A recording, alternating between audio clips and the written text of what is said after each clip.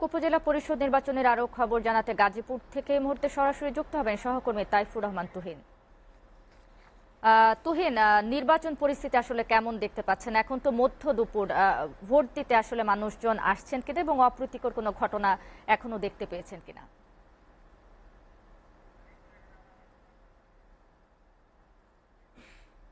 শারমিন, আপনাকে ধন্যবাদ। সহকর্মী সীমান্ত যেটি জানিয়েছিলেন যে আসলে ওখানে কিন্তু বেশ কয়েক জায়গায় সংঘর্ষের কথা তিনি বলছেন, তবে আমরা এই মুহূর্তে রয়েছি গাজীপুর সদর উপজেলায়। আমরা সেখানে দেখেছি যে আসলে সকাল থেকে অপ্রীতিকর কোনো ঘটনা না ঘটলেও আমরা প্রত্যেকটা কেন্দ্রে, ভোট কেন্দ্রগুলোতে ভোটার উপস্থিতি শূন্য দেখেছি। আমি যদি একটু দেখাতে চাই, এই উপজেলার অনেক বড় একটি কেন্দ্র এটি। এখানে কিন্তু দুটি কেন্দ্র রয়েছে, একটি পুরুষ কেন্দ্র এবং মহিলা কেন্দ্র। বিকে বাড়ি হুসিনিয়া সরকারি প্রাথমিক বিদ্যালয়, এই বিদ্যালয়টিতে কিন্তু আমরা দুইটি কেন্দ্রে, একটা পুরুষ কেন্দ্রে যেখানে 2000-এর বেশি ভোট রয়েছে, সেই সাথে মহিলা কেন্দ্র কিন্তু অনেক 2000 প্লাস ভোটার এখানে রয়েছে। তবে এখন পর্যন্ত অর্থাৎ 12টা পর্যন্ত তারা যে আপডেট আমাদেরকে দিয়েছে, সেখানে কিন্তু আমরা দেখেছি যে সেখানে ভোটার উপস্থিতি অর্থাৎ 2200 ভোটারের যেখানে রয়েছে, সেখানে ভোট কাস্ট হয়েছে মাত্র 216টি।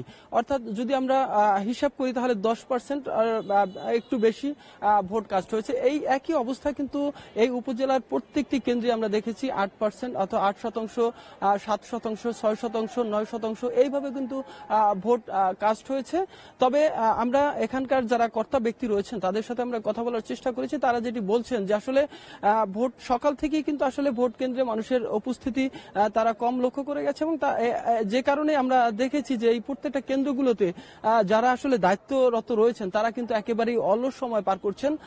আমরা দেখেছি যারা পুলিং এজেন্ট রয়েছে তারাও কিন্তু বাহিরে গল্প আড্ডায় মেতেছেন, এবং যারা অন্যান্য কর্মকর্তা রয়েছেন তারাও কিন্তু অনেকটাই গল্প করেই কিন্তু সময় পার করতে হচ্ছে, কারণ ভোটার উপস্থিতি একেবারেই কম। তারা বলছেন যে প্রায় 10-15 মিনিট তাদের অপেক্ষা করে একজন ভোটার কিন্তু তারা পাচ্ছেন না যারা ভোট দিবেন। তো এই পরিস্থিতি কিন্তু চলছে সকাল থেকেই প্রায় এই উপজেলার প্রত্যেকটি কেন্দ্রেই। তবে এখন পর্যন্ত কোনো ধরনের অপ্রীতিকর কোনো ঘটনা ঘটেনি।